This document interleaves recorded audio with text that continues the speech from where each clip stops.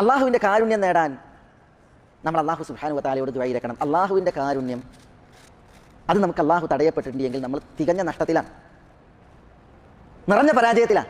ആദം നബി അലൈഹി സ്വലാത്തു വസ്സലാമയും ഹവ്വ അലൈഹിസ്സലാമയും അള്ളാഹുവിനോട് ദുആ ചെയ്തപ്പോൾ ഖാല റബ്ബന ളലംന അൻഫുസന ഫഇൻ ലം തഗ്ഫിർ ലനാ വതർഹംന ലനകൂനന്ന മിനൽ ഖാസിരീൻ എന്ന് പറഞ്ഞത്.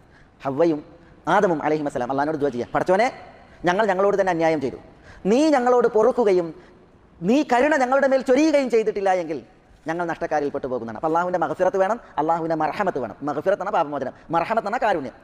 അതില്ല എങ്കിൽ ഞങ്ങൾ നഷ്ടക്കാരിൽ പെട്ടു പോകും എന്നാണ് ആദമിൻ്റെയും ഹവ്വയുടെയും അലൈഹിസ്സലാം ദുആ. നൂഹ് അലൈഹി സ്വലാത്തു വസ്സലാമയുടെ ദുആ വഇല്ലാ തഗ്ഫിർലി വതർഹംനി അകും മിനൽ ഖാസിരീൻ. ഇതേ ആശയ നൂഹ് അലൈഹി സ്വലാത്തു വസ്സലാം അള്ളാഹിനോട് ദുആ ചെയ്യാണ്, വഇല്ലാ തഗ്ഫിർലി, പടച്ചോനെ നീ എന്നോട് പൊറുത്തില്ല എങ്കിൽ, വതർഹംനി നീ എന്നോട് കരുണ കാണിച്ചില്ല എങ്കിൽ, അഥവാ നിന്റെ മഗ്ഫിറത്തും മർഹമത്തും നീ എനിക്ക് നൽകിയില്ല എങ്കിൽ അകും മിനൽ ഖാസിരീൻ, ഞാൻ നഷ്ടക്കാരിൽ പെട്ടു പോകും എന്നാണ് ദുആ ഇറക്കുന്നത്. ഇതൊക്കെ വിശുദ്ധ ഖുർആനിലെ ആയത്തുകളാണ്.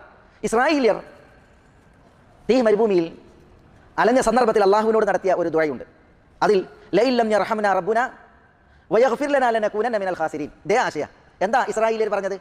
ലഇൻ ലം യർഹംനാ റബ്ബുനാ, ഞങ്ങളുടെ റബ്ബ് ഞങ്ങളോട് കരുണ കാണിച്ചിട്ടില്ല എങ്കിൽ, വയഗ്ഫിർ ലനാ, ഞങ്ങളോട് പൊറുത്തിട്ടില്ല എങ്കിൽ, ലനകൂനന്ന മിനൽ ഖാസിരീൻ, ഞങ്ങൾ നഷ്ടക്കാരിൽ പെട്ടുപോകുന്നതാണ്. അപ്പോൾ അള്ളാഹുവിൻ്റെ മഗ്ഫിറത്ത് വേണം, അള്ളാഹുവിൻ്റെ മർഹമത്ത് വേണം. അതില്ല എങ്കിൽ നഷ്ടക്കാരിൽ പെട്ടുപോകും എന്നാണ് വിശുദ്ധ ഖുർആനിൽ 3 സ്ഥലങ്ങളിൽ അള്ളാഹു സുബ്ഹാനഹു വ തആല ഉണർത്തുന്നത്. അതുകൊണ്ട് തന്നെ അള്ളാഹുവിൻ്റെ റഹ്മത്ത്, അവൻ പ്രത്യേകമായി അറിവുന്നതായ അള്ളാഹുവിൻ്റെ റഹ്മത്ത്, അത് ലഭിക്കുവാൻ വേണ്ടിയിട്ട് നമ്മൾ അള്ളാഹുവിനോട് ആത്മാർത്ഥമായി വിളിക്കുകയും ദുആ ഇരക്കുകയും അള്ളാഹുവിനോട് ആത്മാർത്ഥമായിട്ട് നമ്മൾ അത് യാചിക്കുകയും ചെയ്യേണ്ടതുണ്ട്.